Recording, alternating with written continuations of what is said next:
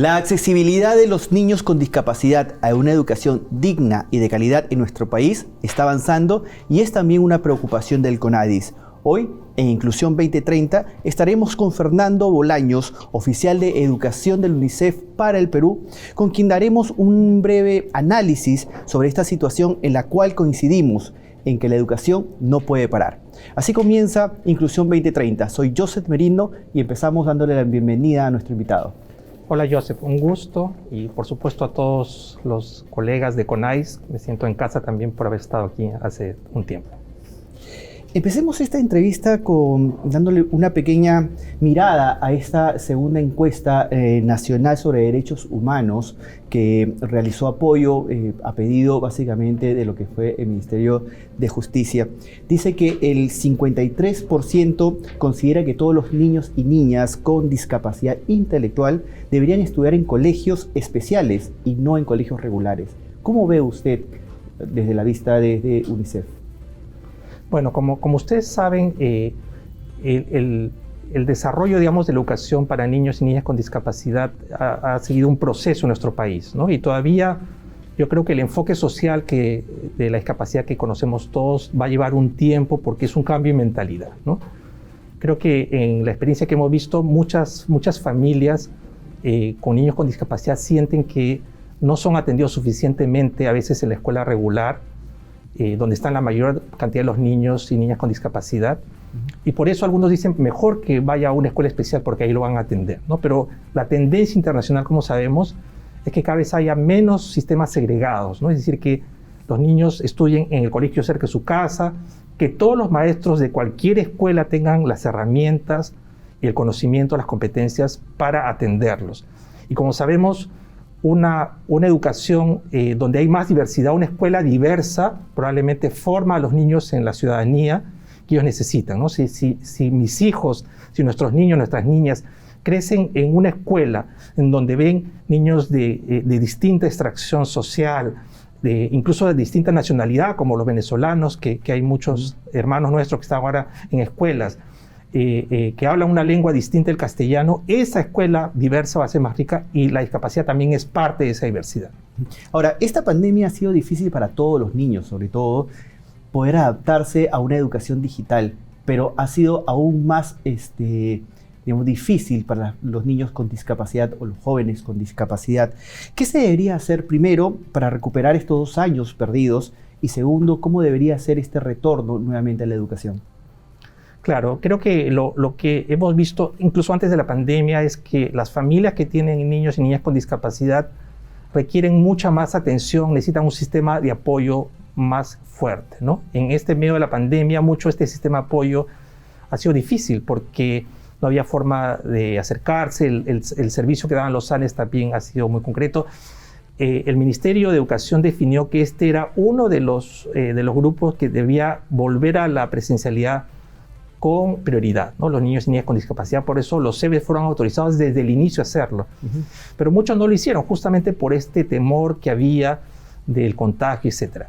Yo creo que lo que tenemos que plantear en este momento, que se está discutiendo en el país el tema del retorno, es cómo armamos un sistema de apoyo que realmente pueda abordar esas necesidades que tienen las familias con niños con discapacidad. Yo creo que ha habido avances, o sea, si uno se fija, por ejemplo, lo que ha hecho el Ministerio de Aprendo en Casa, uno va a encontrar en la web de Aprendo en Casa, en una serie de herramientas, más elementos que se han dado para poder atender o poder ayudar a que los niños con discapacidad hagan el proceso de aprendizaje, ¿no? Por ejemplo, este enfoque que se llama el Diseño Universal de Aprendizaje, el DUA, es algo que ha entrado ya, digamos, en el Ministerio de Educación y es algo que se está haciendo incluso en escuelas, las que se llaman escuelas regulares, ¿no? Pero claro, demora tiempo, demora que los maestros, por ejemplo, aprendan que si yo hago una evaluación para un niño, no todos tienen la capacidad de hacer la evaluación escrita como algunos que necesitan trabajar más con pictografías, con dibujos, algunos que tienen una capacidad ahora más desarrollada, ¿no? Sabemos que cierto tipo de discapacidad mental tiene desarrollado otras habilidades.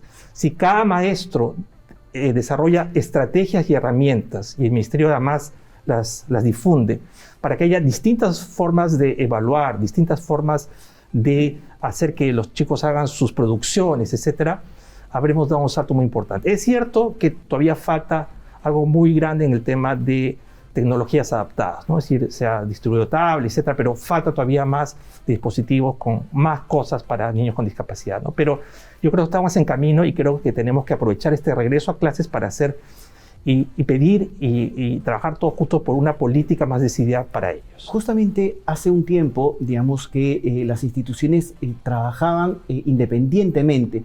Ahora, gracias a CONADE, justamente tenemos ya esta política multisectorial, donde todos los sectores del Estado trabajan justamente a favor de las personas con discapacidad. Ministerio de Educación, Salud.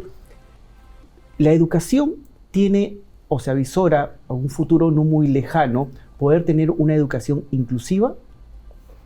Sí, yo creo que primero hay un trabajo que hace el Estado y, como digo, he puesto algunos de los ejemplos de que se está trabajando, pero también yo creo que hay una demanda mucho más organizada de las propias familias, ¿no? Nosotros en UNICEF hemos estado trabajando, por ejemplo, con SODIS, con este grupo para esta coalición para la educación inclusiva que agrupa a organizaciones, a familias, y hay más conciencia que tenemos que trabajar un enfoque de educación inclusiva que sea parte sustantiva del trabajo de educación.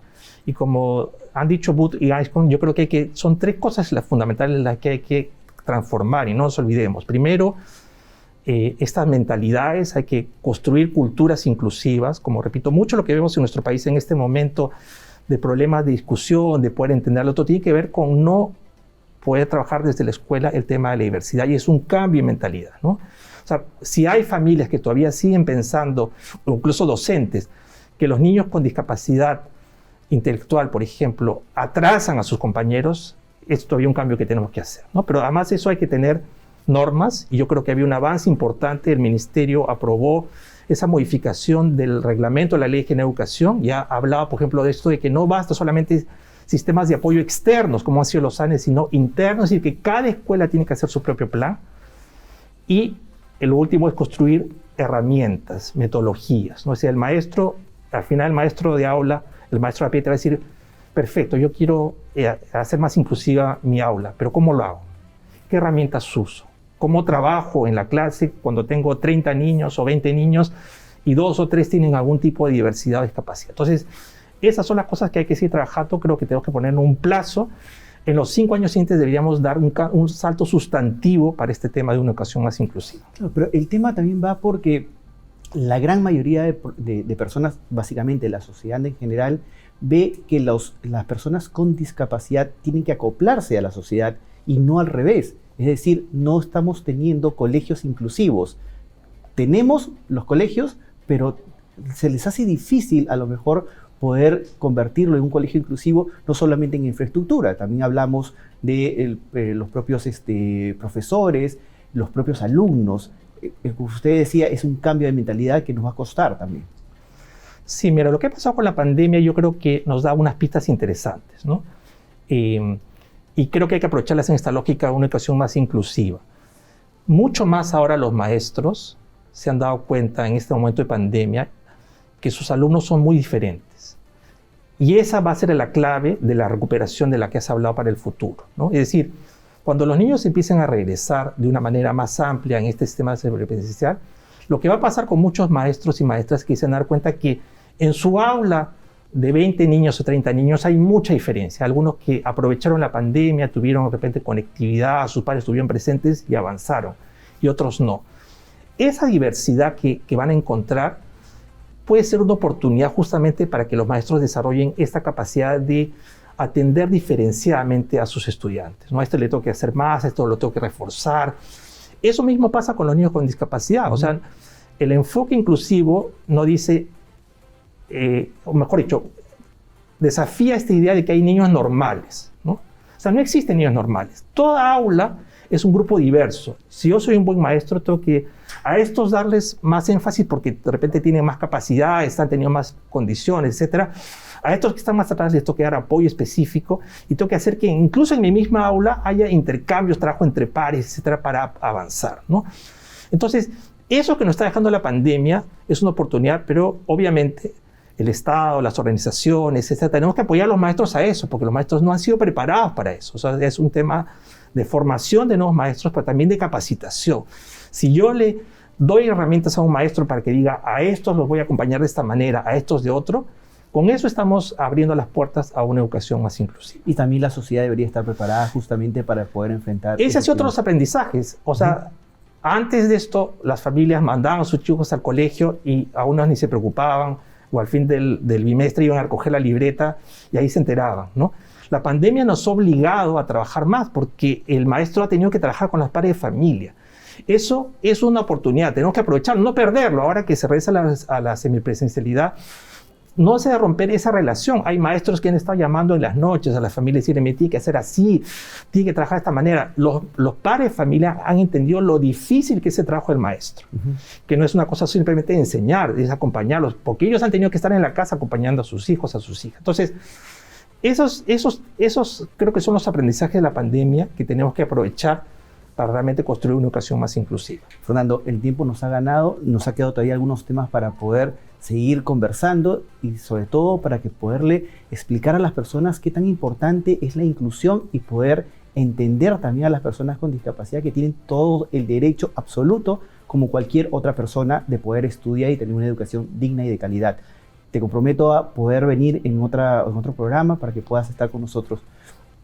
Tus palabras finales ya para poder... Sí, yo quisiera hablarles sobre todo a las familias, ¿no? Porque creo que muchas familias, sobre todo con niños con discapacidad, han hecho un esfuerzo importante, enorme en este tiempo, y queremos a ellos, pero también a los niños, a las familias que tienen niños sin discapacidad, que trabajemos juntos, porque esta educación inclusiva creo que va a ser la educación en general de nuestro país más fuerte e importante. Entonces, y se puede hacer, creo que hay experiencias importantes en este tiempo, hay que aprovechar las buenas experiencias, las buenas prácticas y aprender de ellas. Bien, muchas gracias. Ha sido entonces Fernando Bolaños, oficial de educación del UNICEF para el Perú. Muchas gracias y nos vemos en otro programa.